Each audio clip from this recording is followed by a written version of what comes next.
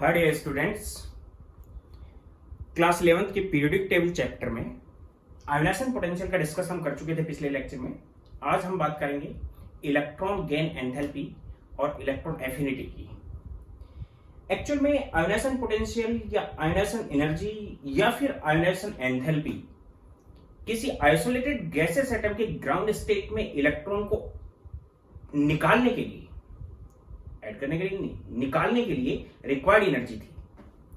बिल्कुल उससे opposite isolated gases atom के ग्राउंड स्टेट में अगर एक इलेक्ट्रॉन ऐड करते हैं हम, तो उससे जो एसोसिएटेड अमाउंट ऑफ एनर्जी है which is called electron affinity और इलेक्ट्रॉन गेन एंथैल्पी। हम बात कर रहे हैं, टॉपिक है आज का हमारा electron gain enthalpy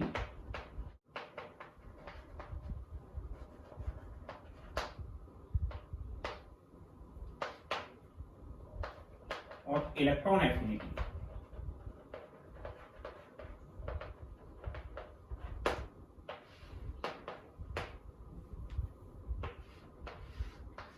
electron gain enthalpy एक एंथैल्पी चेंज है जिसको हम delta of easy of H enthalpy को रिलेशन कर ले, इसलिए इसको हम डिनोट करते हैं delta of easy of H. और इलेक्ट्रॉन एफिनिटी को ई से या फिर ई से हम डिनोट करेंगे यहाँ पे। इलेक्ट्रॉन एफिनिटी, एफिनिटी मीन्स होता है अफेक्शन।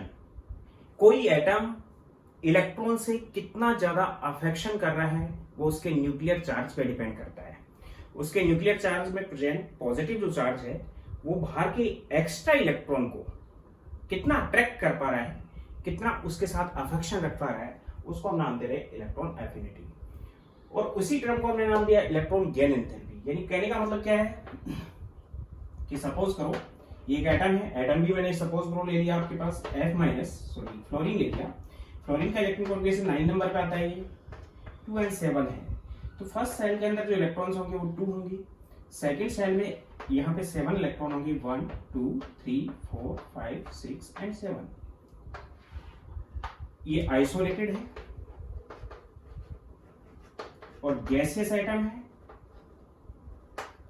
गैसियस एटम और आइसोलेटेड क्यों? आइसोलेटेड मींस अलग से है, और गैसियस क्यों लिया? क्योंकि अकेला एटम लेंगे तो गैसियस होगा। वो बहुत से एटम्स की स्टडी नहीं कर रहे हैं हम एक साथ, एक एटम की स्टडी कर रहे हैं, उसी से हम उसको एक मोल पे अप्लाई कर लेंगे। तो यहाँ पे आइसोलेटेड गैसेस है और इसकी ग्राउंड स्टेट भी है। ग्राउंड स्टेट का मतलब एक्साइटेड नहीं है। ग्राउंड स्टेट का मतलब है कि इसके अंदर जो इलेक्ट्रॉन प्रेजेंट है वो बोर-बरी रूल के अकॉर्डिंग फिलहाल प्रेजेंट है। कोई भी इलेक्ट्रॉन एक्साइट होकर अपनी आउटर मोस्ट शेल में या किसी दूसरी शेल में गया हुआ नहीं है। यहाँ पे हमने एक इलेक्ट्रॉन ऐड किया। इलेक्ट्रॉन ऐड करने पे it convert into anion F minus, anion, और वो भी गैसेस है। Electron configuration is 2 8, outer most shell इसकी फुलफिल हो गई, ऑक्टेट कंप्लीट हो गया, F माइनस में कन्वर्ट हो गया। तो इस प्रोसेस के अंदर एक एनर्जी यहाँ पे रिलीज होती है। फ्लोरीन का केस बता रहा हूँ, एनर्जी रिलीज भी हो सकती है, जनरली एनर्जी रिलीज होती है, और एनर्जी एब्जॉर्ब भी हो सकती है, सप्लाई भी करनी पड़ सकती है, हमें एनर्जी की सप्लाई भी देनी पड़ सकती है इलेक्ट्रॉन को ऐड करने के लिए, वो डिपेंड अलग अलग करेगा। तो यहाँ पे एक एनर्जी रिलीज होगी। एनर्जी जो रिलीज होगी यहाँ पे मैं लिख रहा हूं एनर्जी प्लस में एनर्जी, एक्सोथर्मिक प्रोसेस है। तो इस एनर्जी को ही हमने नाम दिया है इलेक्ट्रॉन एफिनिटी। एनर्जी को हमने क्या नाम दे दिया? Electron affinity. और ये प्रोसेस एक्सोथर्मिक है, यानी इलेक्ट्रॉन एफिनिटी जो होगी उसको मैं किस टाइप से रिप्रेजेंट करता हूं यहाँ पे? जो एनर्जी रिलीज हुई है उसको नाम दिया हमने इलेक्ट्रॉन एफिनिटी, और एक्सोथर्मिक रिएक्शन है, ये एक्सोथर्मिक है तो इसका जो एंथैल्पी चेंज है डेल्टा एच वो नेगेटिव होगा। अभी कैसे होगा इसको मैं एक्सप्लेन कर रहा हूं। पहले मैं इसकी डेफिनेशन पार्ट पे आता हूं। The amount of energy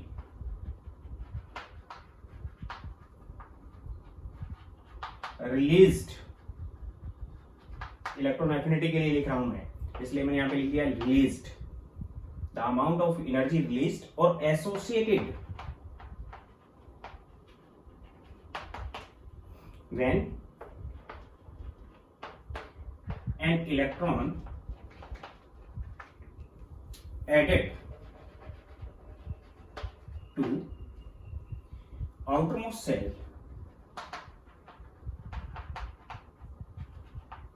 of isolated gaseous atom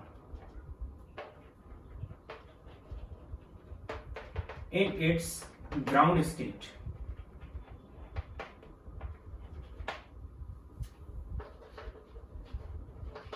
is called electron affinity.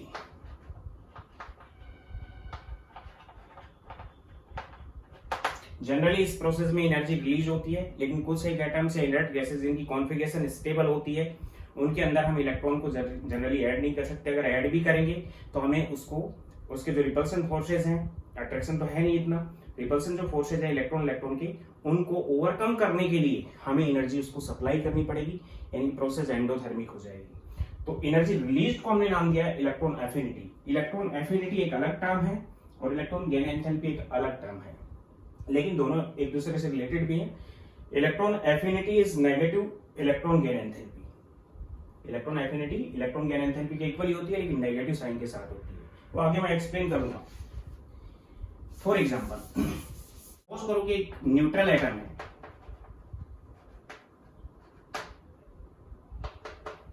Isolated gases atom है और इसकी ग्राउंड स्टेट भी है।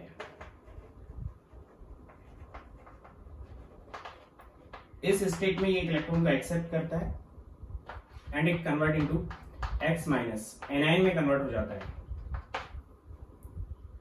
तो यहां से एक एनर्जी रिलीज होती है। इस एनर्जी की वैल्यू को हम कैलकुलेट कर सकते हैं, इसे ही मैंने नाम दिया है इलेक्ट्रॉन एफिनिटी। एनर्जी रिलीज कब होगी वो ध्यान दे लेना। सपोज करो कि इसकी एनर्जी 10 इलेक्ट्रॉन वोल्ट है, सपोज कर लेना, और ये जो X माइनस बना इसकी एनर्जी 8 इलेक्ट्रॉन वोल्ट है। तो 10 इलेक्ट्रॉन वोल्ट 8 इलेक्ट्रॉन वोल्ट कितनी एनर्जी सप्लाई होगी, कितनी निकल गई यहाँ पे 2 इलेक्ट्रॉन वोल्ट एनर्जी दी। Means it is electron affinity here, यानी electron affinity EA। First second भी हो सकती है, मैं फर्स्ट की बात कर रहा हूं क्योंकि एक इलेक्ट्रॉन ऐड किया हमने। दूसरा अगर इसमें इलेक्ट्रॉन ऐड करेंगे X माइनस में तो EA सेकंड होगी, वो बाद में बात करेंगे हम। EA first which is equal to energy of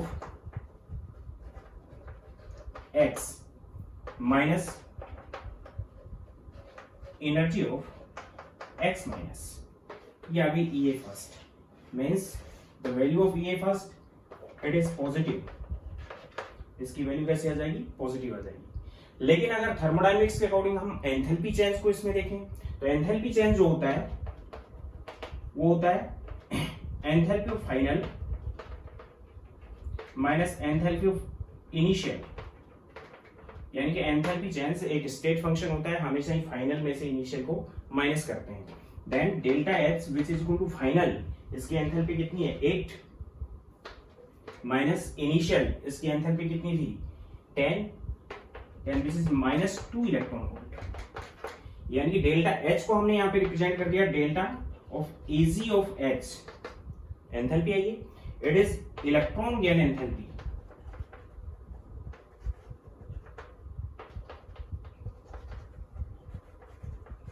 which is -2 electron volt. यानी कि प्रोसेस के अंदर एनर्जी रिलीज हो रही है, यानी कि एंथैल्पी का चेंज अगर नेगेटिव आता है तो एक्सोथर्मिक है, और अगर एफिनिटी जो होती है वो कैसे आ गई, पॉजिटिव आ गई, then it is also exothermic. यानी कि दोनों को अगर रिलेट करें तो मैं यहां पे लिख सकता हूं कि the electron affinity which is negative of electron gain enthalpy, electron affinity electron gain enthalpy का नेगेटिव साइन होती है। मींस इलेक्ट्रॉन एफिनिटी को हम यहाँ पे मोड मान सकते हैं नेगेटिव इलेक्ट्रॉन गेन एंथैल्पी के लिए, जिनकी नेगेटिव इलेक्ट्रॉन गेन एंथैल्पी होती है। यानी इलेक्ट्रॉन गेन एंथैल्पी और इलेक्ट्रॉन एफिनिटी सेम चीजें हैं, लेकिन साइन चेंज हो जाएगा वहां पे। यानी इसमें तो क्या करेंगे, रिएक्टेंट की कितनी हीट थी या कितनी एनर्जी थी और प्रोडक्ट की कितनी एनर्जी थी, रिएक्टेंट की एनर्जी माइनस प्रोडक्ट की एनर्जी, देन इलेक्ट्रॉन एफिनिटी, और प्रोडक्ट की एनर्जी माइनस रिएक्टेंट की energy, then it is electron gain enthalpy. तो electron gain enthalpy generally negative होती है, जबकि इलेक्ट्रॉन एफिनिटी जनरली कैसी होती है, एलिमेंट्स की पॉजिटिव होती है। दूसरे टाइप से एक्सप्लेन कर रहा हूं इसको मैं। प्रोसेस एंडोथर्मिक हो तब, फॉर एग्जांपल सपोज करो एक्स है, वही आइसोलेटेड गैसियस न्यूट्रल एटम है और ग्राउंड स्टेट में भी है, कोई भी इलेक्ट्रॉन एक्साइट नहीं है इसका, और इसमें हम एक इलेक्ट्रॉन ऐड करते हैं, then it convert into X minus, anion से रिलेटेड होती है इसलिए इस कन्वर्ट इनटू एनायन। और सपोज करो एनर्जी यूज हुई इस प्रोसेस में, यानी कि नेगेटिव साइन है तो इधर आके पॉजिटिव हो जाएगा, तो एनर्जी यूज हो गई। अब इसको हम कैसे निकालेंगे कि सपोज करो इसकी जो एनर्जी थी एक्स की, कोई भी एटम है इसकी एनर्जी सपोज करो 20 इलेक्ट्रॉन वोल्ट थी, और यहाँ पे x माइनस है, इसकी एनर्जी सपोज करो यहाँ पे, प्रोसेस कैसे लेनी है हमें, एंडोथर्मिक, तो सपोज करो बढ़ के ये होगी 24 इलेक्ट्रॉन वोल्ट। तो कितनी एनर्जी माइनस की हमने, माइनस में 4 इलेक्ट्रॉन वोल्ट, यानी प्रोसेस के अंदर जो इलेक्ट्रॉन गैन एंथैल्पी है वो नेगेटिव हो जाएगी, और इस टाइप की प्रोसेस होगी वो एंडोथर्मिक होगी।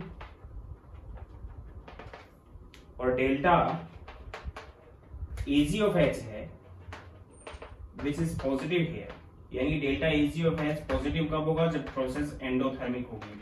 एंडोथर्मिक का मतलब हीट एब्जॉर्ब हो रही है, और एक्सोथर्मिक का मतलब होता है हीट रिलीज हो रही है। तो यहाँ पे दोनों इक्वल होंगे, लेकिन इलेक्ट्रॉन एफिनिटी तो कितनी होगी, फर्स्ट की बात कर रहा हूं, पहला इलेक्ट्रॉन एफिनिटी है विच इज पॉजिटिव है, sorry which is negative 4 electron volt, and delta of Ec of H which is positive of 4 electron volt.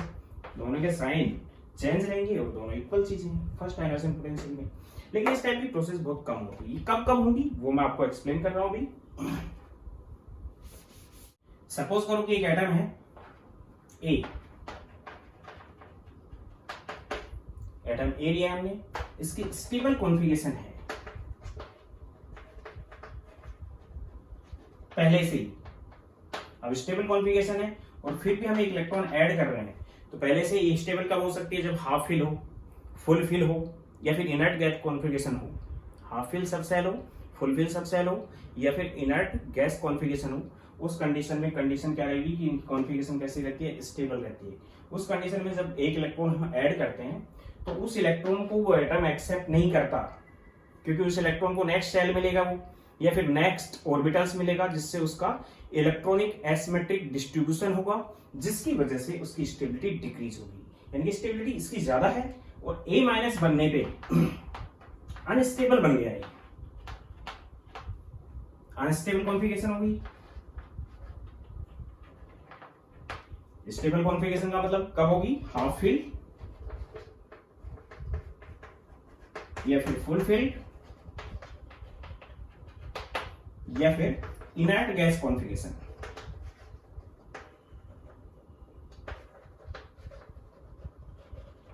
तो सिंपल सी बात है कि जो स्टेबल चीज होती है उसकी एनर्जी कम होती है, जो अनस्टेबल होती है उसकी एनर्जी ज्यादा है। सपोज करो कि इसकी एनर्जी 40 इलेक्ट्रॉन वोल्ट है और इसकी एनर्जी 35 इलेक्ट्रॉन वोल्ट है, ऐसा ही होगा, क्योंकि एनर्जी कम है तो स्टेबिलिटी ज्यादा होगी, एनर्जी ज्यादा है तो स्टेबिलिटी कम होगी, यानी इसमें बनने में 5 इलेक्ट्रॉन वोल्ट की हीट को एब्सॉर्ब कर लिया, यानी कि यहाँ पे क्या आ जाएगा -5 इलेक्ट्रॉन वोल्ट, या फिर मैं इसको यहाँ पे क्या लिख सकता हूँ प्लस में 5 electron volt which is electron affinity hair.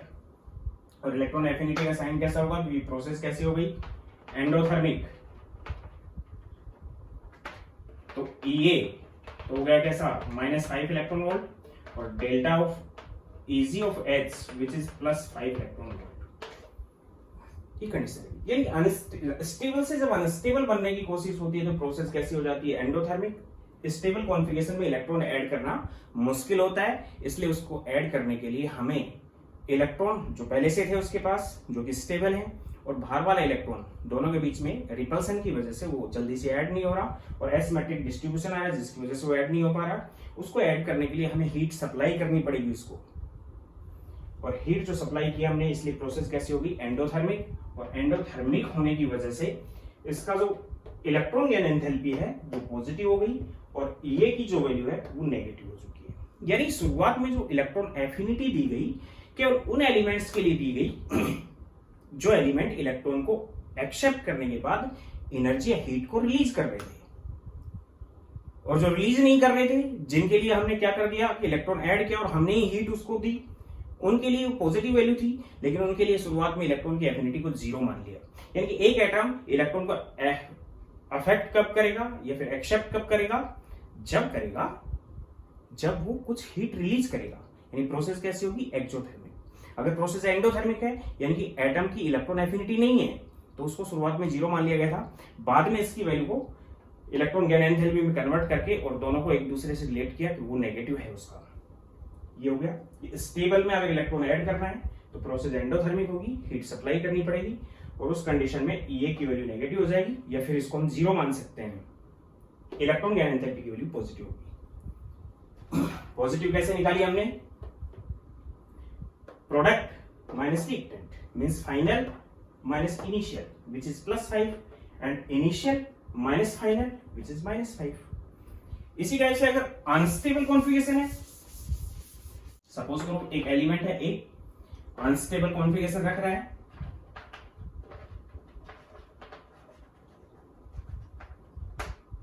यानी कि हायर एनर्जेटिक है,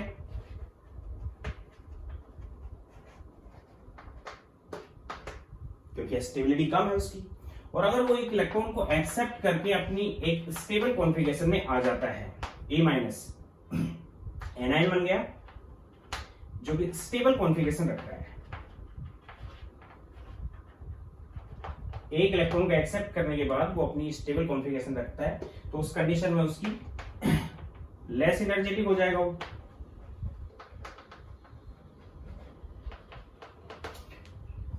तो इस कंडीशन में भी हम अप्लाई कर सकते हैं। सपोज करो कि ए हायर एनर्जेटिक था, 30 इलेक्ट्रॉन वोल्ट इसके पास एनर्जी थी पहले से, इलेक्ट्रॉन एक्सेप्ट करने के बाद ये लेस एनर्जेटिक हो गया।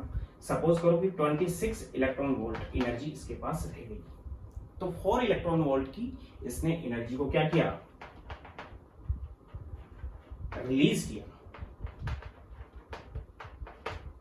Then it is electron affinity which is +4 electron volt and process will be exothermic, और exothermic के लिए हम delta of Ag of H निकालेंगे which is नेगेटिव। एक्सोथर्मिक के लिए नेगेटिव हो जाएगा और एंडोथर्मिक के लिए positive. Means electron gain enthalpy negative है इसके पास, इलेक्ट्रॉन एफिनिटी पॉजिटिव है।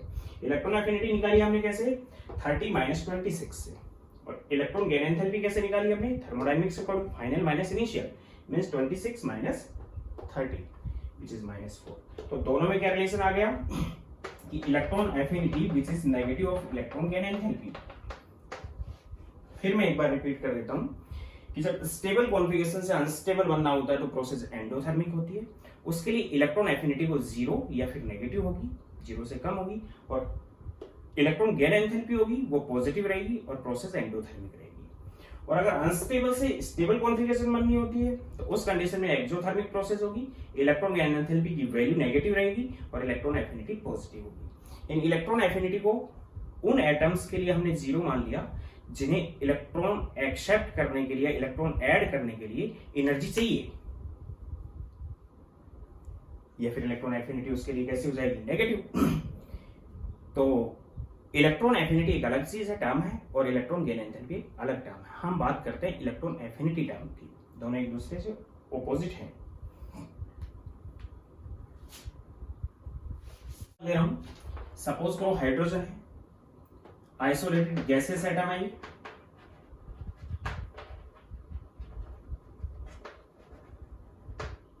इसमें हमने एक इलेक्ट्रॉन ऐड किया, कॉन्फ़िगरेशन इसकी 1s1 थी this is half filled,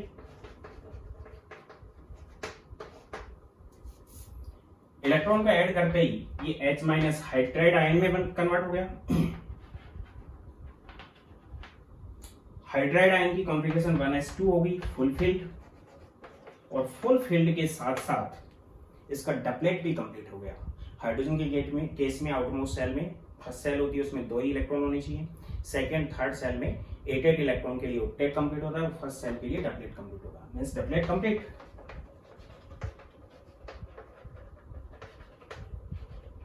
then it is stable. तो इस कंडीशन में क्या होगा कि ये इलेक्ट्रॉन हाइड्रोजन इजीली इलेक्ट्रॉन को एक्सेप्ट करेगा, एक्सेप्ट करेगा तो एनर्जी क्या होगी, रिलीज होगी, और एनर्जी जो रिलीज हो रही है वो हाइड्रोजन के केस में इस एनर्जी की वैल्यू होती है, वो होती है 72 किलो जूल पर मोल। एक मोल के लिए लिए मैंने, कितने मोल के लिए लिए, 1 मोल के लिए। एक एटम के लिए लेते तो कितनी होती वो 13.6 इलेक्ट्रॉन वोल्ट। एक मोल में मतलब एक मोल का मतलब एक मोल एटम यूज कर लिए और मल्टीप्लाई बाय हमने इलेक्ट्रॉन वोल्ट को किलो जूल में कन्वर्ट कर दिया, तो इतनी आती है। प्रोसेस कैसी होगी, एक्सोथर्मिक। क्यों एक्सोथर्मिक हुई, क्योंकि डबलेट कंप्लीट है इसलिए इजीली इलेक्ट्रॉन को एक्सेप्ट करेगा। Then delta of E G of H, electron gain enthalpy which is -72 kilojoule per mole, and electron affinity which is first electron affinity की बात कर रहा हूं मैं अभी, विच इज 72 किलोजूल पर मोल। यानी कि इन दोनों के एनर्जी का डिफरेंस 72 किलोजूल पर मोल है, इन दोनों के एनर्जी या एंथैल्पी का डिफरेंस। अब ये तो कैसे निकाला हमने, ये निकाला इसकी एनर्जी माइनस इसकी एनर्जी से, और ये निकाला हमने किससे, इसकी एनर्जी माइनस इसकी एनर्जी से। कैसे चेंज आएगा, तो इजीली इलेक्ट्रॉन को एक्सेप्ट करेगा। प्रोसेस कैसी होगी, एक्सोथर्मिक। अगर हम इनर्ट गैस की बात करते हैं किसी की, इनर्ट गैस सपोज करो हमने हीलियम ले ली, आइसोलेटेड गैसियस एटम है, कॉन्फ़िगरेशन इसकी 1s2 है, फुल फिल है, फुल फिल के साथ साथ डबलेट भी कंप्लीट है इसका।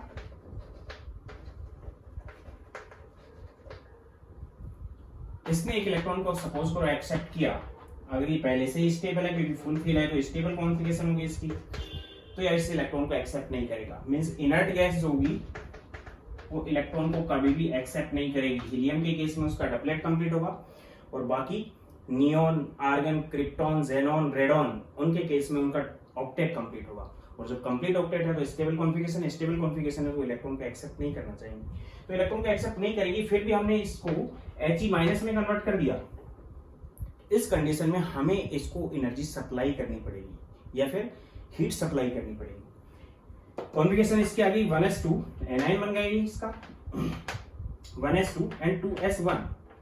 प्रोटॉन तो इसके पास 2 ही थे, लेकिन इलेक्ट्रॉन इसके पास कितने हो गए, 3 हो गए। नया इलेक्ट्रॉन ये एक्सेप्ट नहीं करेगा, तो उस कंडीशन में इससे स्टेबल है यानी कि लेस एनर्जेटिक है,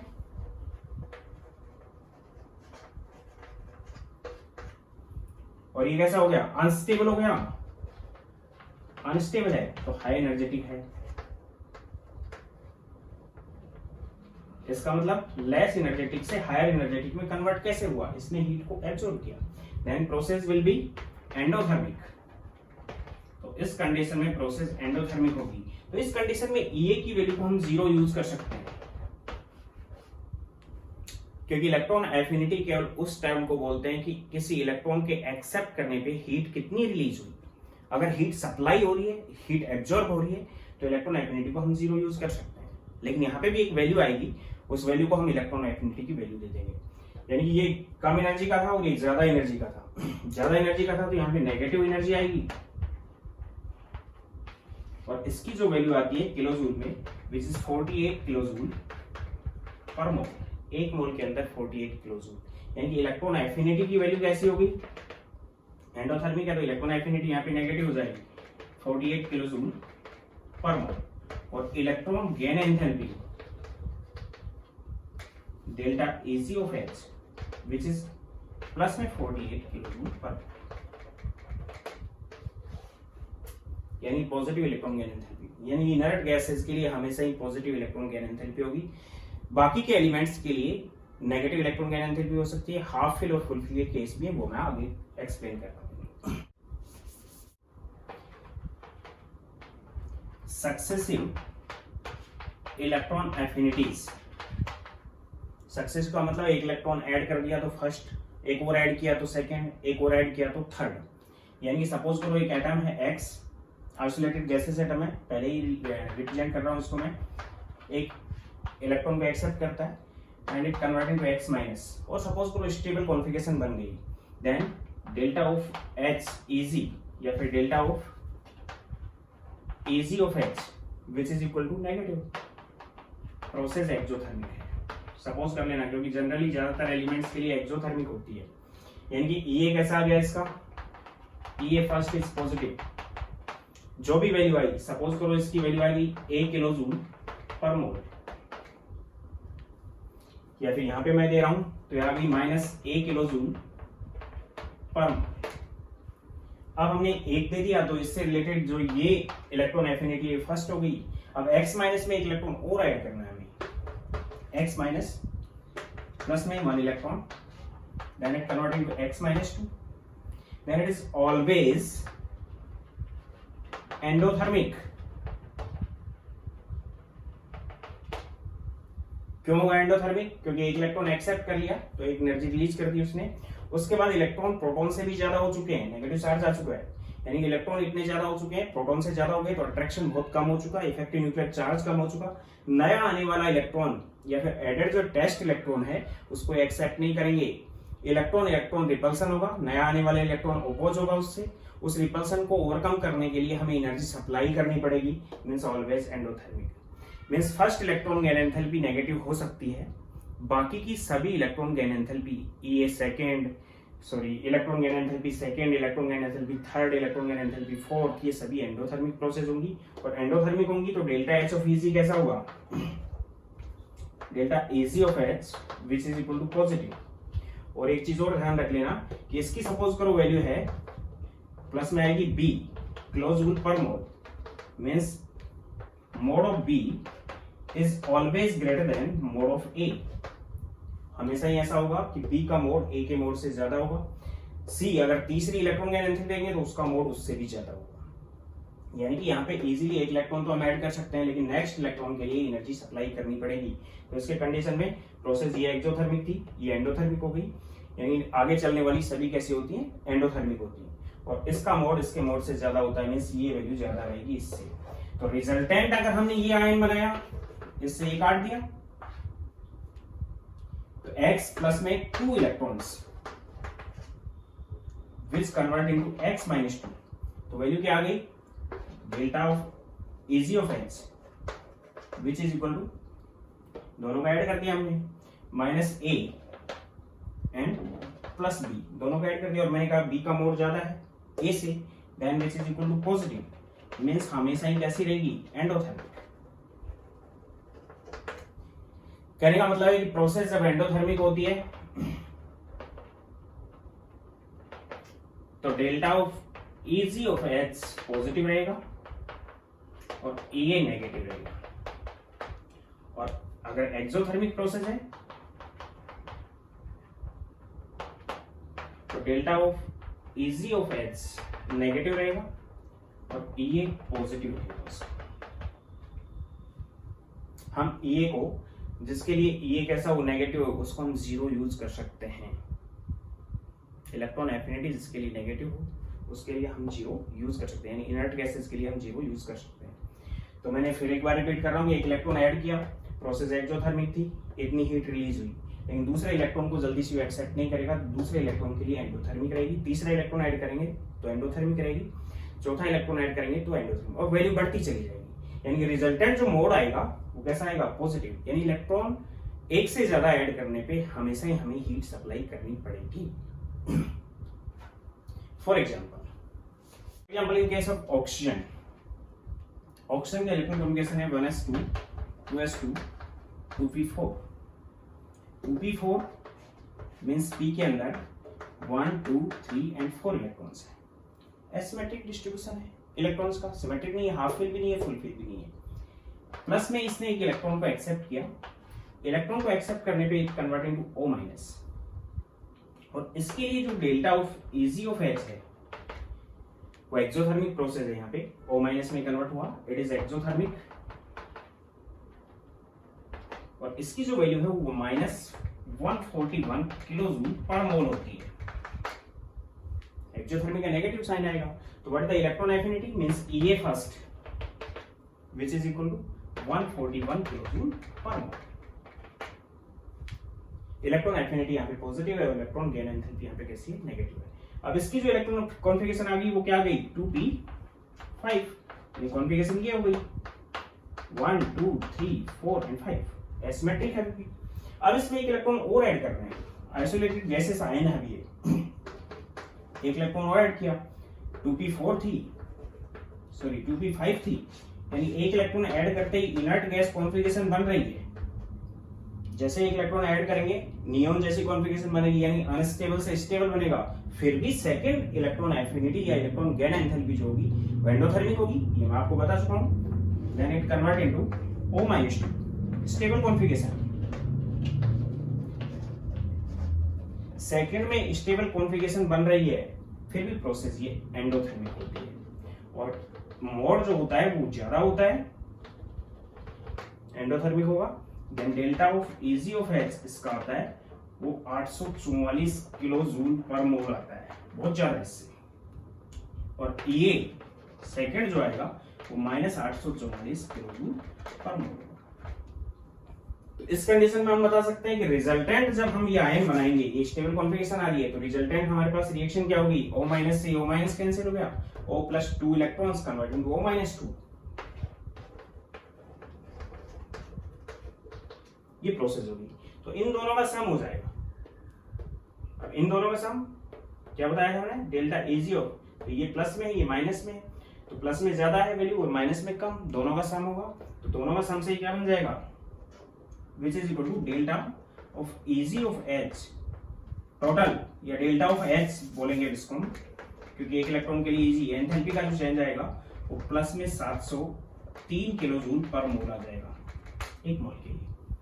इनकी प्रोसेस एंडोथर्मिक होगी, रिजल्टेंट प्रोसेस एंडोथर्मिक है। इसका मतलब क्या है कि पहला इलेक्ट्रॉन जोड़ने में एनर्जी रिलीज हो सकती है, इसलिए इलेक्ट्रॉन एफिनिटी को हम जनरली फर्स्ट इलेक्ट्रॉन के लिए ही देखते हैं। फिर एक बार रिपीट कर देता हूं, एक एटम है, इलेक्ट्रॉन ऐड कर रहे हैं उसमें, अगर वो इलेक्ट्रॉन को ऐड कर रहा है, अफेक्शन कर रहा है उससे, तो एनर्जी रिलीज करेगा, एक्सोथर्मिक प्रोसेस होगी, इलेक्ट्रॉन एफिनिटी पॉजिटिव होगी और इलेक्ट्रॉन गेन एंथैल्पी नेगेटिव होगी। अगर वो एनर्जी रिलीज नहीं कर रहा है, एनर्जी एक्सेप्ट कर रहा है, एनर्जी एब्जॉर्ब कर रहा है इलेक्ट्रॉन को ऐड करने पे, तो इलेक्ट्रॉन एफिनिटी को हम जीरो मान सकते हैं, क्योंकि उस एटम की उस इलेक्ट्रॉन के प्रति कोई अफेक्शन नहीं है, कोई एफिनिटी नहीं है।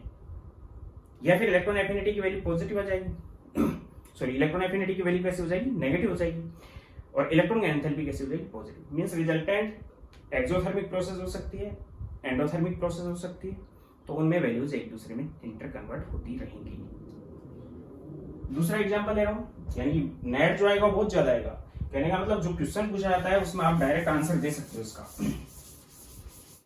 तो सल्फर का आइसोलेटेड गैसेस एटम है, एक इलेक्ट्रॉन इसने एक्सेप्ट किया and it converted into S-, configuration चाहे जो भी रही। इसके लिए जो delta of Ag of H है वो -200 किलो जूल पर मोल होता है। तो electron affinity of first which is equal to 200 kilo joule per mole, plus में आ गई। प्रोसेस कैसे होगी, इसका नेगेटिव साइन है, इसका पॉजिटिव साइन है, तो एक्सोथर्मिक, यानी पहली स्टेप इसमें एक्सोथर्मिक है। लेकिन सेकंड स्टेप देखें हम कि S-2 से या S- से एक इलेक्ट्रॉन ऐड करने के बाद हमने S-2 बना दिया, तो इस कंडीशन में delta of Ag of H आता है सेकंड, ये फर्स्ट था, which is equal to plus 332 kilo joule per mole, यानी इलेक्ट्रॉन की एफिनिटी नहीं रही, इलेक्ट्रॉन की एफिनिटी सेकंड कैसे होगी, नेगेटिव हो गई, 332 किलो जूल पर मोल, यही वैल्यू होती है इनकी।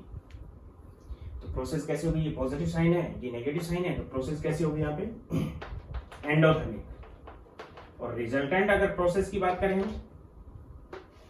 तो इससे इसको काट दिया मैंने, मैं डायरेक्ट इन दोनों को ऐड कर देता हूं, S प्लस में 2 electrons convert into S-2, then इन दोनों का सम होगा और इन दोनों का सम पॉजिटिव आएगा। Then delta of H, enthalpy change of this reaction not electron gain enthalpy, क्योंकि दो इलेक्ट्रॉन गेन एंथैल्पी या फिर इलेक्ट्रॉन एफिनिटी एक इलेक्ट्रॉन से रिलेटेड होती है। एक ऐड किया तो कितनी हुई, फिर एक ऐड किया तो कितनी हुई, फिर एक ऐड किया तो कितनी हुई। डायरेक्ट दो कर रहे हैं तो इसको हम बोलेंगे एंथैल्पी चेंज या enthalpy of reaction,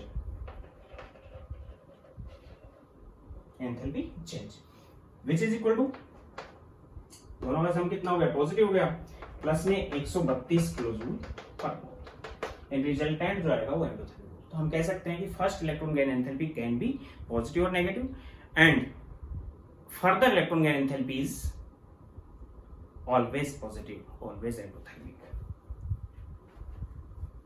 first electron gain enthalpy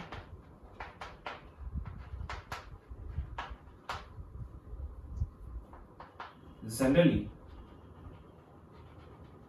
negative exothermic, but in some case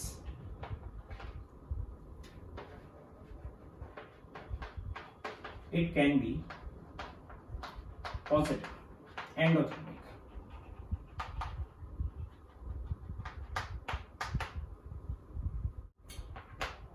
And successive electron gain enthalpies EGE, EGE second, EGE third, EGE fourth will be endothermic always.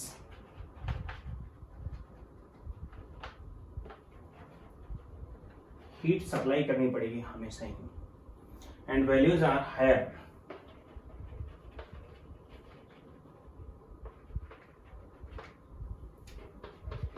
positive and higher। ये हम conclusion यहाँ पे निकाल सकते हैं। ये थी successive electron gain enthalpy क्या होती है और उनमें रिलेशंस क्या है। अब हम बात कर रहे हैं कुछ एलिमेंट्स के लिए उनकी वैल्यूज की। तो यहाँ पे मैं group first, second, 13, 14, 15, 16, 17 and 18 normal period table के अंदर जो मॉडर्न पीरियड टेबल है उसमें एस ब्लॉक और पी ब्लॉक के बारे में बता रहा हूँ कि कितनी कितनी क्या वैल्यू होगी। इसके लिए होती है -72, ये किलोजूल पर मोल में है और ये delta of Eg of H given है, यानी delta of Eg of H which is equal to minus of EA, यानी कि इसकी जो वैल्यू है नेगेटिव, इसके लिए 72 है, माइनस में 72 which is delta Eg of H है और EA कितनी है 72 है इसके लिए। तो जनरली नेगेटिव वैल्यू है लेकिन कुछ के लिए पॉजिटिव वैल्यू भी रहेंगी। लिथियम के केस में यही वैल्यू -60 होती है, -53 होती है, -48, -47 एंड -46 होती है किलोजूल पर मोल में। इनर्ट गैसेस के लिए हमेशा ही पॉजिटिव रहेगी, मैं बता चुका हूं आपको। इसके लिए +48 रहती है, वैल्यू किसकी दी हुई है हमने, इसकी गिवन है। तो इसके लिए साइन अगर चेंज करोगे तो ये लेना है तो साइन चेंज हो जाएगा, जहां पे पॉजिटिव आ रहा है वहां नेगेटिव लगा दोगे, जहां नेगेटिव आ रहा है वहां पे पॉजिटिव लगा दोगे। नियोन के लिए प्लस में 99 होती है किलोजूल पर मोल में, आर्गन के लिए प्लस में 96 होती है, प्लस में 96 होती है, इन दोनों के लिए इक्वल होती है। कई बार पूछा गया क्वेश्चन है। जीनोन के लिए प्लस में 78 होती है और इसके प्लस में 68 किलोजूल पर मोल होती है। इन case of fluorine, fluorine is -333, chlorine के लिए है माइनस में 349, ब्रोमीन के लिए -325, आयोडीन के लिए -295 एंड इसके लिए -290।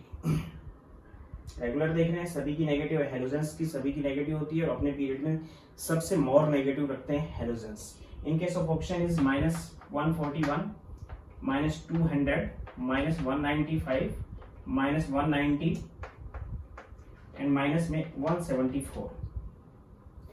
इस ग्रुप के अंदर सल्फर की सबसे मोर नेगेटिव होती है, इस ग्रुप के अंदर क्लोरीन की सबसे मोर नेगेटिव होती है। वैल्यूज बता दूंगा कि ऐसा क्यों होता है, क्या है इसके अंदर।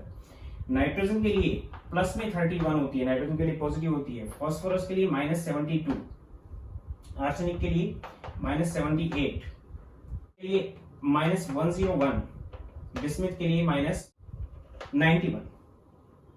इनके लिए सबके लिए नेगेटिव है, नाइट्रोजन के लिए पॉजिटिव वैल्यू है।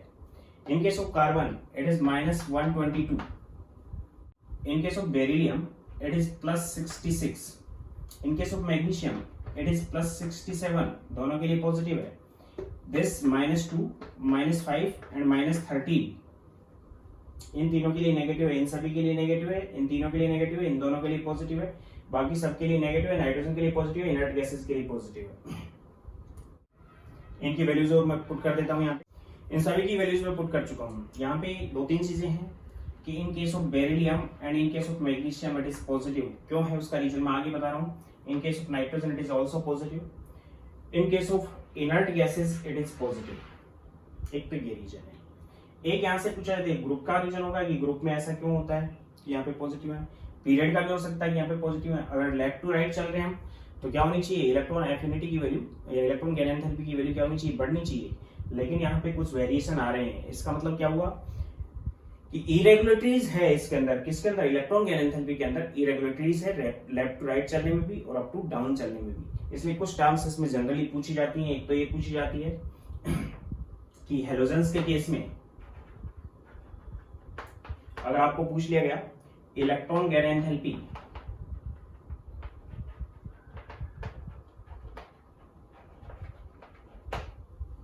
और आपको पूछ लिया गया इलेक्ट्रॉन एफिनिटी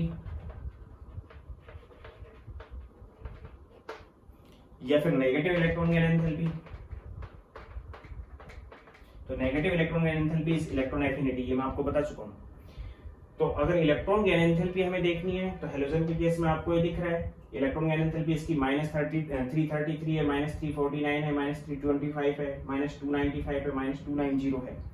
तो सबसे ज्यादा मोर नेगेटिव क्लोरीन के केस में और मोर पॉजिटिव किसके केस में, एस्टेटाइन के केस में। तो इसके लिए इलेक्ट्रॉन गैन एंथैल्पी का आउट हो जाएगा एस्टेटाइन की ज्यादा है क्योंकि नेगेटिव वैल्यू क्या है इसकी कम है। फिर उसके बाद आयोडीन, उसके बाद ब्रोमीन, उसके बाद फ्लोरीन और सबसे कम क्लोरीन की। और इलेक्ट्रॉन एफिनिटी और नेगेटिव इलेक्ट्रॉन गैन एंथैल्पी दोनों एक चीज है, जो इसका मोड है बिल्कुल ऑपोजिट हो जाएगा। यहाँ पे आ जाएगा chlorine is greater than fluorine is greater than bromine is greater then iodine is greater then astatine. एक तो ऑर्डर ये पूछा जाता है कि इलेक्ट्रॉन एफिनिटी में हम मोड लेंगे, इसका साइन को हटा देंगे तो उस कंडीशन में ये आ जाएगा। सबसे ज्यादा पूरी पीरियडिक टेबल में इलेक्ट्रॉन एफिनिटी क्लोरीन की होती है। इलेक्ट्रॉन एफिनिटी की बात कर रहा हूं, हाईएस्ट इन पीरियडिक टेबल सबसे ज्यादा इसकी होती है। एक ऑर्डर पूछा जाता है इनर्ट गैसेस का, इसके लिए सबसे ज्यादा होगी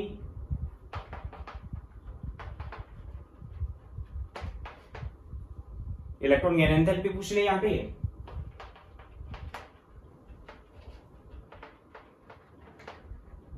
तो साइन के साथ जो दिया हुआ है वही लेंगे। और इलेक्ट्रॉन एफिनिटी पूछे तो ऑपोजिट हो जाएगा।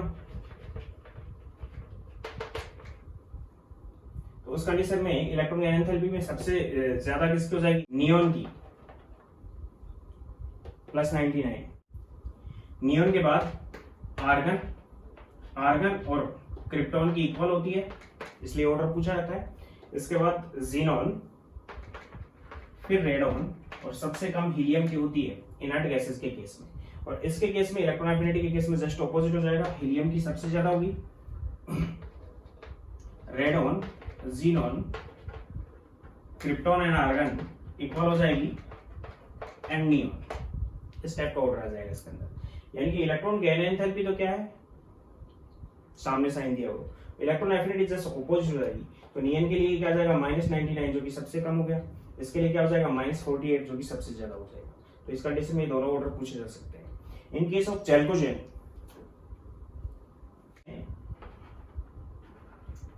चैल्कोजेन कौन सी फैमिली है, 60th ग्रुप। इसके केस में अगर देखें तो सबसे ज्यादा इलेक्ट्रॉन गैन एंथैल्पी या फिर पूछा जा सकता है इलेक्ट्रॉन एफिनिटी, और electron affinity is equal to negative electron gain enthalpy.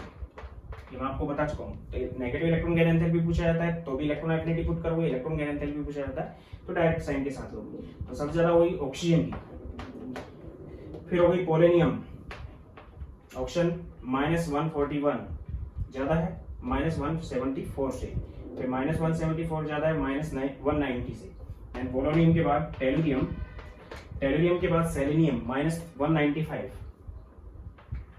और सेलेनियम के बाद सल्फर -200, और जस्ट इलेक्ट्रॉन एफिनिटी ऑपोजिट हो जाएगी, means electron affinity of sulphur is greater than oxygen, selenium, tellurium, polonium and oxygen, यानी कि इस ग्रुप में सबसे ज्यादा सल्फर की और सबसे कम किसकी हो गई, ऑक्सीजन की होगी इलेक्ट्रॉन एफिनिटी। इस टाइप के ऑर्डर पूछे जाते हैं।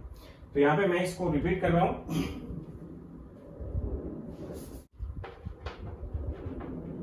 फैक्टर अफेक्टिंग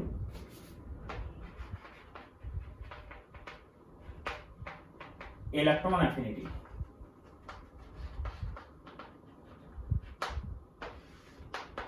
इलेक्ट्रॉन एफिनिटी के फैक्टर कौन कौन से अफेक्ट करते हैं, वही न्यूक्लियर चार्ज पर डिपेंड करेगी। तो न्यूक्लियर चार्ज के अकॉर्डिंग नंबर फर्स्ट, एक तो साइज बता सकते हैं हम कि एटम का जितना बड़ा साइज होगा उतना ही न्यूक्लियस का बाहर के इलेक्ट्रॉन के प्रति आकर्षण कम हो जाएगा, अट्रैक्शन कम हो जाएगा, तो इलेक्ट्रॉन एफिनिटी कम रहेगी।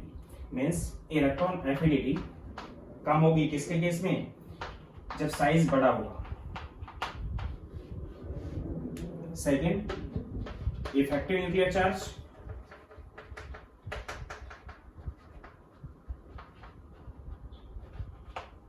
जेड इफेक्टिव, अगर इफेक्टिव न्यूक्लियर चार्ज बाहर वाले इलेक्ट्रॉन के प्रति ज्यादा होगा, यानी कि न्यूक्लियस बाहर वाले इलेक्ट्रॉन को ज्यादा अट्रैक्ट करेगा, तो जल्दी इलेक्ट्रॉन को एक्सेप्ट करेगा, मींस कि इलेक्ट्रॉन के साथ उसका अफेक्शन ज्यादा रहेगा, तो इलेक्ट्रॉन एफिनिटी की वैल्यू भी ज्यादा रहेगी। Means electron affinity is directly proportional to Z effective.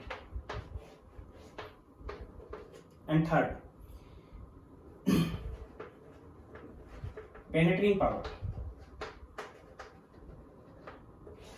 Penetrating power आपको बता रखा है कि न्यूक्लियस का किसी सबसेल के प्रति जितना अट्रैक्शन ज्यादा है, एस के लिए ज्यादा होता है, पी के लिए उससे कम, तो एस में अगर इलेक्ट्रॉन आना है तो ज्यादा होगा अट्रैक्शन, पी में इलेक्ट्रॉन आना है तो उससे कम होगा, डी में आना है तो उससे भी कम होगा, और एफ में आना है तो उससे भी कम होगा। मीन पेनिट्रेटिंग पावर है S greater than P is greater then D is greater then F, इस पर भी डिपेंड करेगा। इसके अलावा हम बता सकते हैं कॉन्फ़िगरेशन, अगर कॉन्फ़िगरेशन स्टेबल है, स्टेबल कब होगी, हाफ फिल के केस में और फुल फिल के केस में। अगर कॉन्फ़िगरेशन स्टेबल है तो उस कंडीशन में वो इलेक्ट्रॉन को एक्सेप्ट नहीं करेगा, नहीं करेगा तो इलेक्ट्रॉन एफिनिटी की वैल्यू बहुत कम हो जाएगी। Means electron affinity would be zero और नेगेटिव, इलेक्ट्रॉन एफिनिटी नेगेटिव है, इलेक्ट्रॉन गैर एंथैल्पी पॉजिटिव हो जाएगी यहाँ पे, यानी स्टेबल कॉन्फ़िगरेशन होगी। तो ये फैक्टर इसको अफेक्ट करते हैं। अब मैं इसमें पीरियोडिक ट्रेंड ले रहा हूं जिसमें एक्सेप्शन शब्द में से क्वेश्चन पूछे जाते हैं। पीरियोडिसिटी, जनरल वे तो क्या होना चाहिए, generally electron affinity increased left to right in period, क्यों, due to Z effective increased and size decreased, ऐसा होना चाहिए। And in a group electron affinity decrease up to down due to size increase up to down, but Z effective approximately constant, Z effective constant है, लेकिन side increase होने की वजह से electron affinity कैसी होनी चाहिए, डिक्रीज होनी चाहिए, जनरल ट्रेंड होनी चाहिए। फिर भी एक्सेप्शंस हैं इसके अंदर, तो एक्सेप्शन क्या है,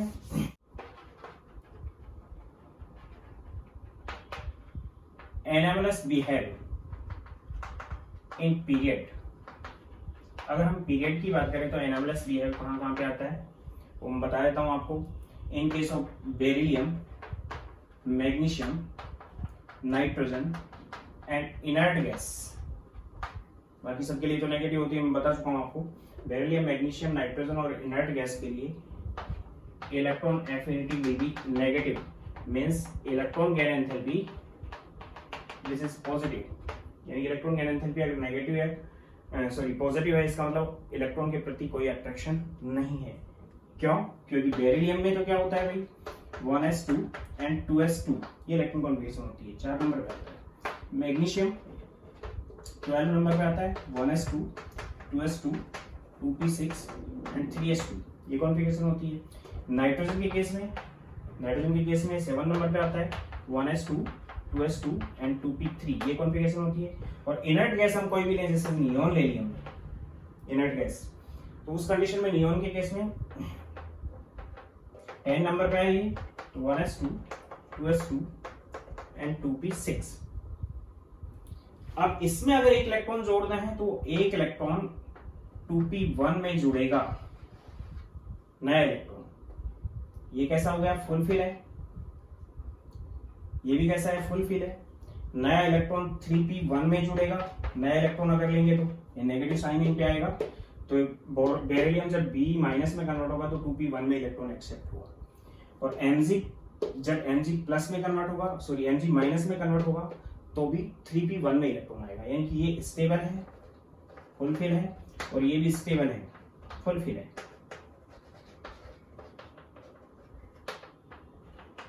तो दो कंडीशन लगा सकते हैं हम कि ये कॉन्फ़िगरेशन स्टेबल होने की वजह से और ये कॉन्फ़िगरेशन स्टेबल होने की वजह से नया इलेक्ट्रॉन यहाँ पे एक्सेप्ट नहीं हो रहा, क्योंकि स्टेबल है और फुलफिल्ड है। फुलफिल्ड होने की वजह से एक्सेप्ट नहीं हो रहा, और नया इलेक्ट्रॉन P में आ रहा है जिसकी पेनिट्रेटिंग पावर कम है S से। नया इलेक्ट्रॉन P में आ रहा है जिसकी पेनिट्रेटिंग पावर S से कम है। इसलिए इन दोनों के केस में कैसा हो गया, पॉजिटिव हो गया क्या, इलेक्ट्रॉन गेन एंथैल्पी, और नेगेटिव हो गया क्या, electron affinity. First electron affinity की बात करें। इन केस ऑफ नाइट्रोजन के केस में कॉन्फ़िगरेशन इसकी 2p3 है, यानी कि हाफ फिल कॉन्फ़िगरेशन है।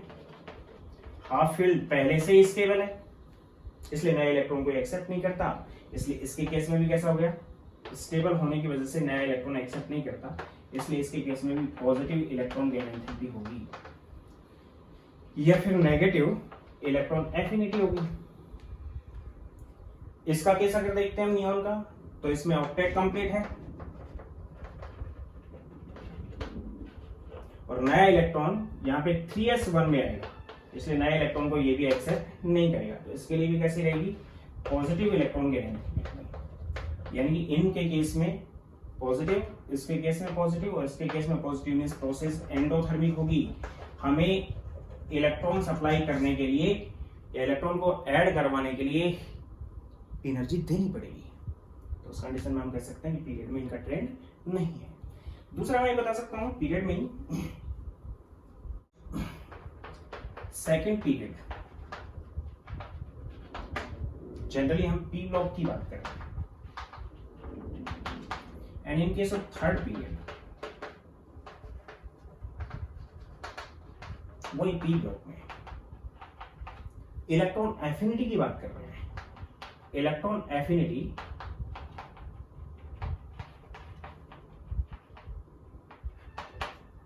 Of third period element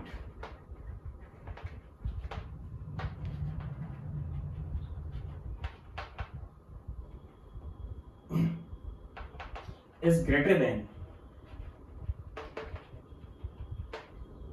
relative या respective second period elements।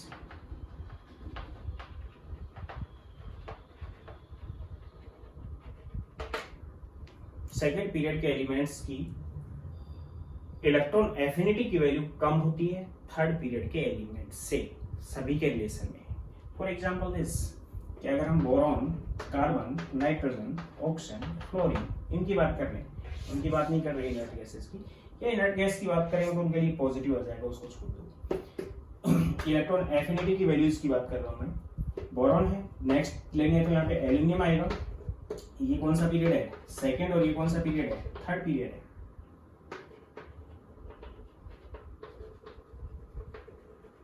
Aluminium, silicon, phosphorus, sulphur and chlorine and bromine and iodine की भी अगर मैं बात कर लेता हूँ, इनका मैं कर चुका हूँ कि किसकी ज्यादा होती है किसकी कम, वो छोड़ो।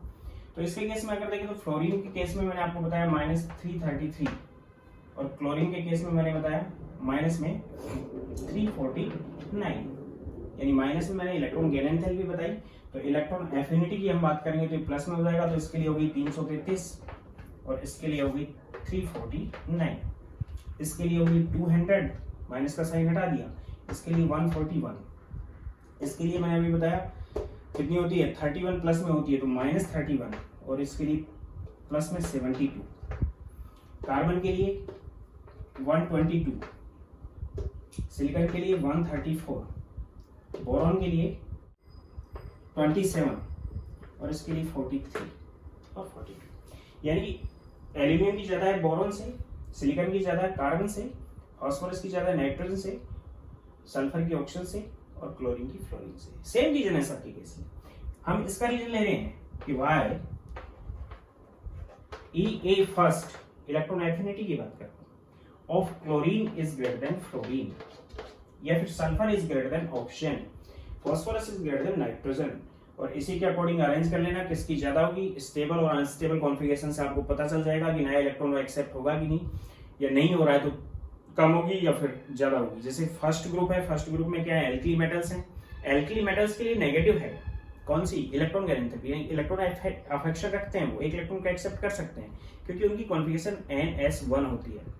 तो NS में एक इलेक्ट्रॉन एक्सेप्ट कर लेंगे तो NS2 हो जाएगी, फुलफिल हो जाएगा तो इजीली एक्सेप्ट कर सकते हैं। तो फर्स्ट ग्रुप के सभी एलिमेंट्स के लिए इलेक्ट्रॉन एंथैल्पी की वैल्यू नेगेटिव होती है, मींस इलेक्ट्रॉन अफिनिटी होती है उनकी। लेकिन सेकंड के लिए बेरिलियम और मैग्नीशियम के लिए पॉजिटिव होती है, बाकी सबके अफेक्शन बहुत कम होता है कि नेगेटिव में भी बहुत कम वैल्यू होती है। मैं आपको बता चुका हूँ, उसको नोट कर लेना। इसके बाद मैं इनकी बता रहा हूँ कि थर्ड पीरियड की एलिमेंट्स का रेस्पेक्टिव सेकंड पीरियड के एलिमेंट्स से ज्यादा होने का बेसिक रीजन क्या है। अगर हम फ्लोरीन की बात करते हैं या फिर ऑक्सीजन की बात करते हैं और एक क्लोरीन की बात कर लेते हैं, तो फ्लोरीन के केस में इलेक्ट्रॉन 9 प्रोटॉन है और 9 इलेक्ट्रॉन है। 1 2 3 4 5 6 7 8 1 2 3 4 5 6 7, ये लो जी 1 2 3 4 5 6 7 8 एंड 9 इलेक्ट्रॉन है इसके पास। And in case of chlorine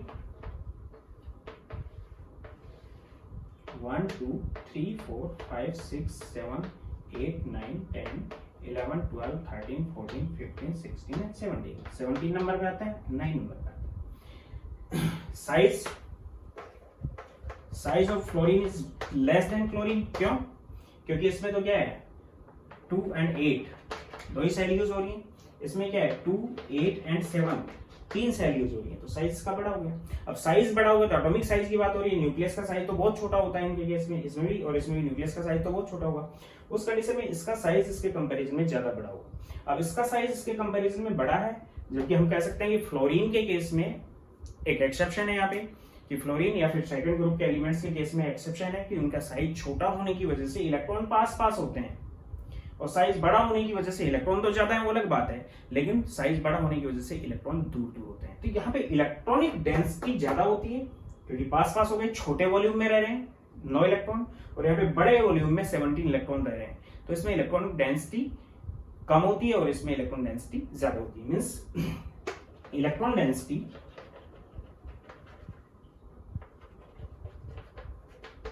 in fluorine is greater than chlorine. Fluorine के अंदर की इलेक्ट्रॉन डेंसिटी क्लोरीन के अंदर की इलेक्ट्रॉन डेंसिटी से ज्यादा होगी। अब नया इलेक्ट्रॉन इसमें एक्सेप्ट कर रहे हैं और इसमें भी ऐड कर रहे हैं नया इलेक्ट्रॉन, तो डेंसिटी कम है तो इलेक्ट्रॉन के बीच में जो रिपल्सन होगा वो कम रहेगा तो नए इलेक्ट्रॉन को भी रिपल्सन इतना नहीं मिलेगा, और इसमें डेंसिटी ज्यादा होने की वजह से नया इलेक्ट्रॉन ज्यादा रिपेल फील करेगा। वही कहने का मतलब कि एक तो हम सॉलिड चीज के अंदर इंजेक्ट करेंगे इस चीज को, डेंसिटी ज्यादा हो उसमें इंजेक्ट करें, और एक जिसकी डेंसिटी कम हो उसमें इंजेक्ट करें। तो जिसकी डेंसिटी कम है उसमें हम उस चीज को इंजेक्ट जल्दी कर सकते हैं, जिसकी डेंसिटी ज्यादा है उसमें हम उसको जल्दी इंजेक्ट नहीं कर सकते। यानी इलेक्ट्रॉन डेंसिटी ज्यादा होने की वजह से यहाँ पे चार्ज डेंसिटी भी ज्यादा है, इलेक्ट्रॉन डेंसिटी और चार्ज डेंसिटी। चार्ज डेंसिटी ज्यादा होने की वजह से इसका जो नेगेटिव चार्ज है वो इस इलेक्ट्रॉन को रिपेल करेगा, और इसका नेगेटिव चार्ज इस इलेक्ट्रॉन को रिपेल करेगा। लेकिन इसमें डेंसिटी ज्यादा होने की वजह से यहाँ रिपल्सन ज्यादा होगा, इसमें डेंसिटी कम होने की वजह से यहाँ रिपल्सन कम होगा, और रिपल्सन कम होने की वजह से इलेक्ट्रॉन इजीली एक्सेप्ट कर सकता है, और रिपल्सन ज्यादा होने की वजह से इजीली इलेक्ट्रॉन को एक्सेप्ट नहीं कर सकता। वही रीजन सबके लिए है कि सेकंड पीरियड के एलिमेंट्स का इलेक्ट्रॉन एफिनिटी कम होने का बेसिक रीजन है कि सेकंड पीरियड के एलिमेंट्स की चार्ज डेंसिटी या इलेक्ट्रॉन डेंसिटी ज्यादा होती है, जिसकी वजह से नए इलेक्ट्रॉन को इतना इजीली एक्सेप्ट नहीं कर सकते जितना थर्ड पीरियड के एलिमेंट कर पाते हैं। इसका बेसिक रीजन है। अब इसको एक्सप्लेन कर सकते हो, इस टाइप से नोट भी कर सकते हो। तो मैंने एक्सप्लेन कर दिया यहाँ पे कि ऐसा क्यों होता है। दो तीन चीजें मैं बोल रहा हूँ, आप अपने तरीके से नोट भी कर लेना। इनर्ट गैस के केस में हमेशा ही पॉजिटिव रहेगी या फिर हम उसको जीरो मान लेंगे। बेरिलियम मैग्नीशियम के केस में जीरो मान लेंगे क्योंकि हमेशा ही कैसे रहेगी, पॉजिटिव इलेक्ट्रॉन गेन एंथैल्पी, और इलेक्ट्रॉन एफिनिटी नेगेटिव रहेगी, दोनों एक दूसरे के अपोजिट है। नाइट्रोजन के केस में पॉजिटिव इलेक्ट्रॉन गेन एंथैल्पी है तो electron affinity negative. Electron affinity negative होने का मतलब है कि वो इलेक्ट्रॉन को एक्सेप्ट नहीं करना चाहता। इलेक्ट्रॉन एफिनिटी पॉजिटिव होने का मतलब है कि वो इलेक्ट्रॉन को एक्सेप्ट करना चाहता है, और अगर वो एक्सेप्ट करके स्टेबल कॉन्फिगरेशन में जाता है तो एक्सोथर्मिक रिएक्शन होती है, इलेक्ट्रॉन गेन एंथैल्पी की वैल्यू वहां पे नेगेटिव हो जाएगी। तो जनरली एटम्स के लिए नेगेटिव होती है फर्स्ट, बाकी की सक्सेसिव सभी पॉजिटिव होती हैं, रिजल्टेंट पॉजिटिव आता है। अगर नए नए इलेक्ट्रॉन ऐड करते जाएंगे तो हम हेलोजन्स की अपने पीरियड में सबसे ज्यादा इलेक्ट्रॉन एफिनिटी होती है या फिर वो more negative electron gain enthalpy रखते हैं क्योंकि वो एक इलेक्ट्रॉन को एक्सेप्ट करते ही इनर्ट गैस कॉन्फिगरेशन ले लेते हैं, तो स्टेबिलिटी बनती है उनमें, इसलिए वो इलेक्ट्रॉन को एक्सेप्ट जल्दी करते हैं। अब मैं बात कर रहा हूं कि आयोनाइजेशन पोटेंशियल और इलेक्ट्रॉन गेन एंथैल्पी का या फिर इलेक्ट्रॉन एफिनिटी का केमिकल बिहेवियर पे क्या इफेक्ट होता है किसी एलिमेंट के लिए। Means effect on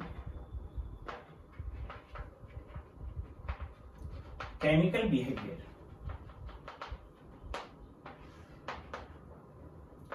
of IE and EA of element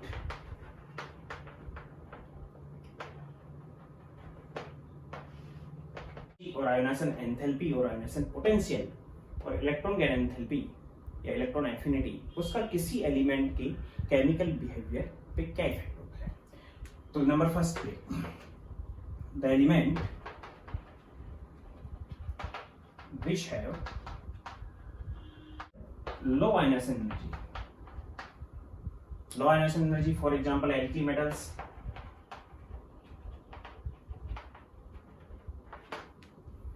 जिनकी एलिमेंट्स की आयोनाइजेशन एनर्जी कम होती है वो इजीली इलेक्ट्रॉन्स को निकलने देते हैं, इलेक्ट्रॉन को इजीली डोनेट कर देते हैं, और जो स्पीशीज इजीली इलेक्ट्रॉन डोनर होती है वो खुद क्या हो गई ऑक्सीडाइज हो गई और दूसरों को क्या करती है, रिड्यूस करती है। यानी कि element which have low ionisation energy means alkali metals are higher reducing agent. Number first, element जिनका आयोनाइजेशन एनर्जी कम होती है वो अच्छे रिड्यूसिंग एजेंट होते हैं क्योंकि वो इजीली इलेक्ट्रॉन को डोनेट कर देते हैं, खुद ऑक्सीडाइज हो जाते हैं। Having low SRP values, SRP means standard reduction potential,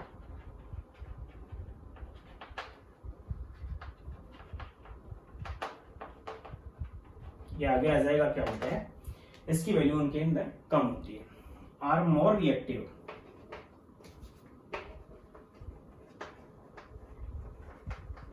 बहुत ज्यादा रिएक्टिव भी होते हैं, तो आयोनाइजेशन एनर्जी का तो ये इफेक्ट होता है। दूसरा मैं बात कर रहा हूं इलेक्ट्रॉन एफिनिटी का। Element having higher electron affinity, जिनकी इलेक्ट्रॉन एफिनिटी ज्यादा होती है मींस वो इजीली इलेक्ट्रॉन्स को एक्सेप्ट कर लेते हैं स्टेबल कॉन्फिगरेशन में कन्वर्ट होने के लिए। तो इजीली इलेक्ट्रॉन को एक्सेप्ट करेंगे तो नेगेटिव चार्ज एनायन बनाएंगे, और अगर एनायन बनाएंगे तो उस कंडीशन में हम बता सकते हैं कि वो इलेक्ट्रॉन को एक्सेप्ट कर रहे हैं तो खुद तो क्या हो गया, रिड्यूस, अच्छे ऑक्सीडाइजिंग है दोनों।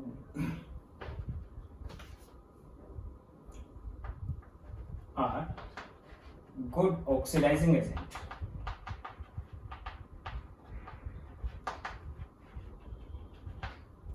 तो जिनकी इलेक्ट्रॉन एफिनिटी ज्यादा होती है वो अच्छा ऑक्सीडाइजिंग एजेंट होता है। लेकिन फिर भी यहाँ पे एक वो है कि फ्लोरीन इज मोर ब्रोमीन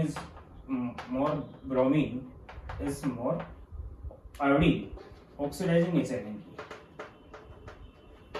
होना क्या चाहिए, क्लोरीन की इलेक्ट्रॉन एफिनिटी ज्यादा है फ्लोरीन से, लेकिन फिर भी फ्लोरीन ज्यादा ऑक्सीडाइजिंग एजेंट होता है इससे। इसका बेसिक रीजन है कि फ्लोरीन का साइज छोटा होता है, और ऑक्सीडाइजिंग एजेंट या ऑक्सीडाइजिंग नेचर देखने में केवल हम इलेक्ट्रॉन एफिनिटी को ही यूज नहीं करते हैं, एक और टर्म यूज करते हैं which is hydration enthalpy. Means due to small size of F minus having higher charge density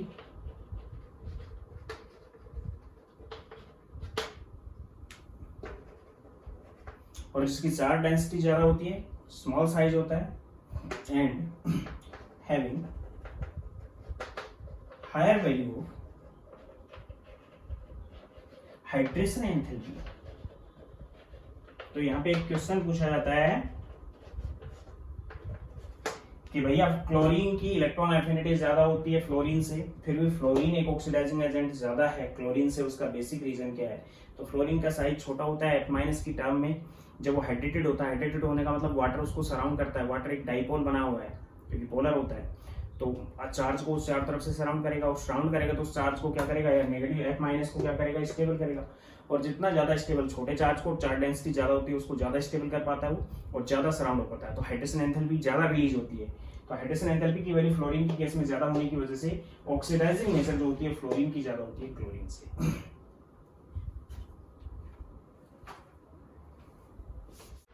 ध्यान दो कि सपोज करो सोडियम को हम केस ले लेते हैं, सोडियम को हमने Na+ में कन्वर्ट किया, आइसोलेटेड गैसेस एटम है,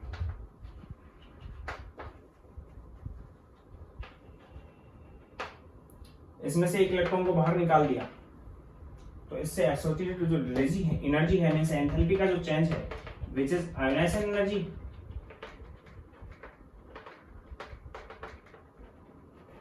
और आयोनाइजेशन एनर्जी हमेशा ही क्या होती है, एंडोथर्मिक होती है।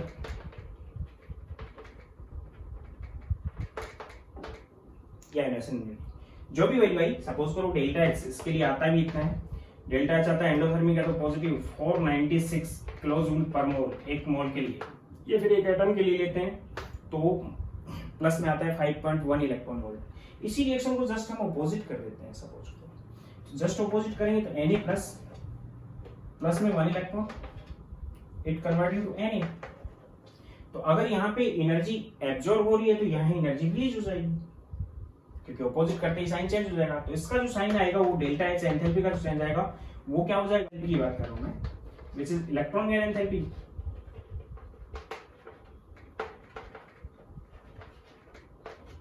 साइन चेंज हो जाएगा, जैसे ही हमने रिएक्शन को अपोजिट किया तो साइन चेंज हो गया, यानी कि सोडियम आयन में जो आइसोलेटेड था ये भी, इसमें एक इलेक्ट्रॉन को ऐड किया, तो ये सोडियम में कन्वर्ट हुआ।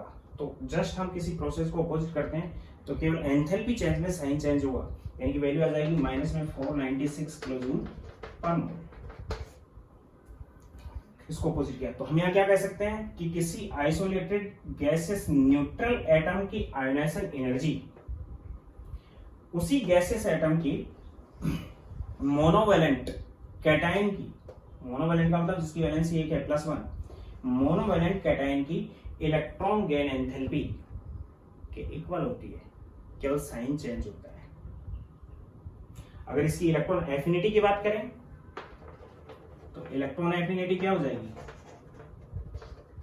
Which is 496 kilojoule per mole, यानी कि एग्जैक्टली इलेक्ट्रॉन एफिनिटी के इक्वल होता है। तो मैं क्या लिख सकता हूं, ionisation energy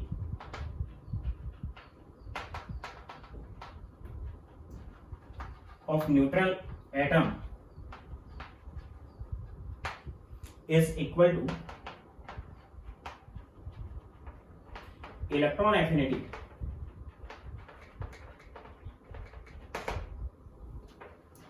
of its unipositive ion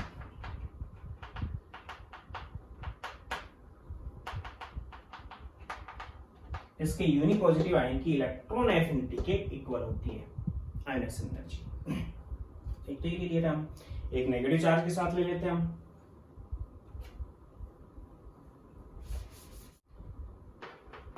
fourth suppose करो कि हमने नेगेटिव चार्ज के साथ लिया तो Cl आइसोलेटेड गैसेस एटम ले लिया, इसमें एक इलेक्ट्रॉन ऐड कर दिया, then it convert into Cl-, तो यहाँ पे आई वो इलेक्ट्रॉन गेन एंथैल्पी आई और इलेक्ट्रॉन गेन एंथैल्पी माइनस में 349 किलो जूल पर मोल है, रिप्रेजेंट करवा रखा है आपको 349 माइनस में, तो इलेक्ट्रॉन एफिनिटी कितनी होगी, which is 349 kilo joule per mole. Sign change हुआ, इसी को जस्ट ऑपोजिट लिख लेते हैं, तो इसी को जस्ट ऑपोजिट लिखेंगे तो Cl minus convert into Cl plus electron, तो जस्ट ऑपोजिट हो जाएगा, तो क्या हो जाएगी, इसके लिए जो डेल्टा एच आएगा मींस एंथैल्पी का जो चेंज आएगा उसको हम क्या बता सकते हैं कि Cl माइनस में से एक इलेक्ट्रॉन निकाला तो NSN पोटेंशियल है।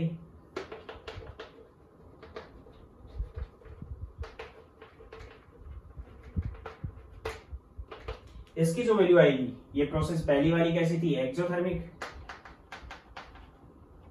तो दूसरी वाली एंडोथर्मिक हो जाएगी, और एंडोथर्मिक है तो आयनाइजेशन पोटेंशियल एंडोथर्मिक होता है हमेशा ही, हीट एब्जॉर्ब होती है। उसकी वैल्यू कितनी आ जाएगी, प्लस में 349 किलो जूल पर मोल। यानी क्या कह सकते हैं हम कि किसी न्यूट्रल एटम का इलेक्ट्रॉन गेन एंथैल्पी, किसी न्यूट्रल एटम की इलेक्ट्रॉन एफिनिटी की वैल्यू उसी एटम के एनाइन की आयनाइजेशन पोटेंशियल आयनाइजेशन एनर्जी के इक्वल होती है। Means the electron affinity of neutral atom is equal to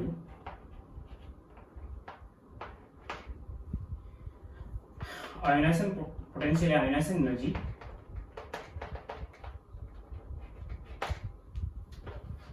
of its uni-negative anion, ionisation energy uni negative anion की ionisation energy के equal होगी, तो दोनों की वैल्यूज इक्वल आ जाएगी, इसकी इलेक्ट्रॉन एफिनिटी और इसका आयनाइजेशन पोटेंशियल। तो टर्म्स को अगर उल्टा कर देते हैं तो साइन चेंज हो जाता है उस टर्म का, तो यहाँ पे मैं फोर्थ लिख रहा हूँ। फिफ्थ, दो एलिमेंट है, दोनों के बीच में बॉन्ड बनना है, उसको भी हम एक्सप्लेन कर सकते हैं।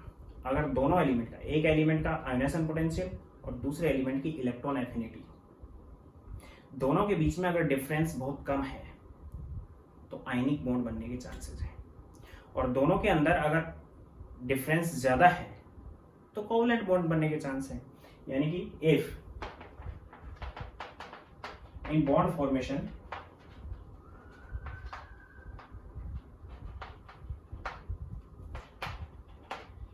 The ionisation energy, the difference between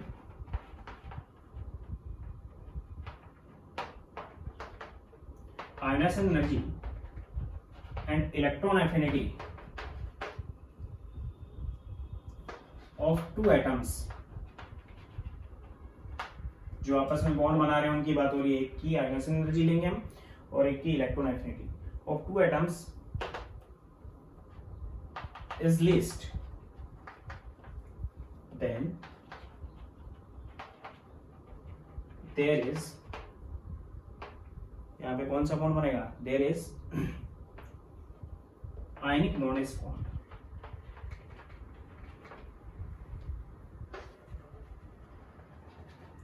and it is higher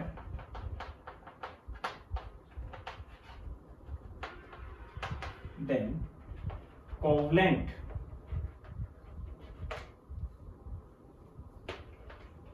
bond form between them, तब उनके अंदर कोवलेंट बॉन्ड बनेगा।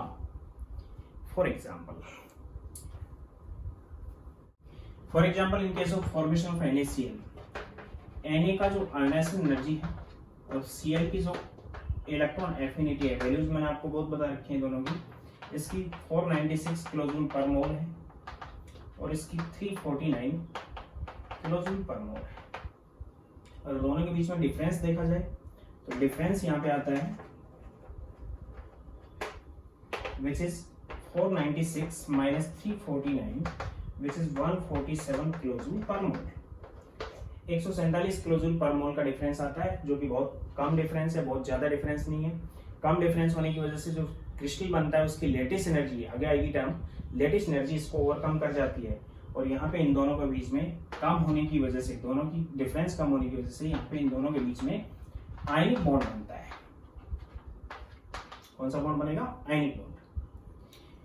इन केस ऑफ BF3, अगर हम BF3 के केस की बात करें तो BF3 के केस में एक बोरॉन है, उसको हम यहाँ +3 में यूज कर सकते हैं, और 3 फ्लोरीन है, 3 को हम माइनस में यूज कर सकते हैं। बोरॉन के +3 के लिए 3 इलेक्ट्रॉन निकालने के लिए 3 आयनाइजेशन पोटेंशियल यूज होंगे, IE first plus IE second. इसके लिए आयनाइजेशन एनर्जी यूज करेंगे हम, जो कैटायन बना रहा है उसके लिए आयनाइजेशन एनर्जी, जो एनायन बना रखा है उसके लिए electron affinity. IE first, IE second and IE third. IE first जो बोरॉन का है बता रखा है, फर्स्ट मैंने आपको 801 किलोजूल होता है, सेकेंड 27 किलोजूल होता है, and third this is 3659 kilojoule per mole होता है, which is equal to 6887 kilojoule per mole. यानी कि आयनाइजेशन पोटेंशियल की वैल्यू तो आ गई बोरॉन के लिए इतनी आती है। फ्लोरीन के केस में 3 फ्लोरीन है, पर फ्लोरीन 333 होता है, वो बता रखा आपको। 333 मल्टीप्लाई बाय 3, इलेक्ट्रॉन एफिनिटी की वैल्यू 999 हो जाएगी। डिफरेंस दोनों के बीच में अगर डिफरेंस देखें तो 6887 minus 999 which is equal to 8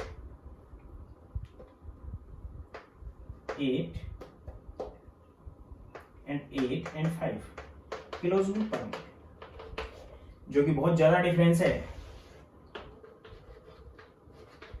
NaCl के केस में लीस्ट डिफरेंस था, इसमें हायर डिफरेंस आ रहा है। बहुत ज्यादा डिफरेंस होने की वजह से हम बता सकते हैं कि दोनों के बीच में कौन सा बॉन्ड बनेगा, कोवलेंट। तो इसकी कुछ केमिकल प्रॉपर्टीज पे भी केमिकल प्रॉपर्टी डिपेंड करती है, आयनाइजेशन एनर्जी पे भी, इलेक्ट्रॉन गैन एंथैल्पी पे भी, वो हम आगे भी डिस्कस करेंगे। यहाँ पे इलेक्ट्रॉन एफिनिटी कंप्लीट होगी, मैंने किस किस फैक्टर पे डिपेंड करती है, वैल्यूज भी आपको कंप्लीट बता दी, और क्या क्या क्वेश्चन इसमें पूछे जा सकते हैं और पूछे जाते हैं। बहुत से क्वेश्चन इसमें से आए हुए हैं जो मैंने यहाँ पे कंप्लीटली एक्सप्लेन किया है। यहाँ पे कंप्लीट है। नेक्स्ट लेक्चर में हम लेंगे इलेक्ट्रोनेगेटिविटी। अगर आपको समझ आया हो तो लाइक और सब्सक्राइब जरूर करें। Thank you.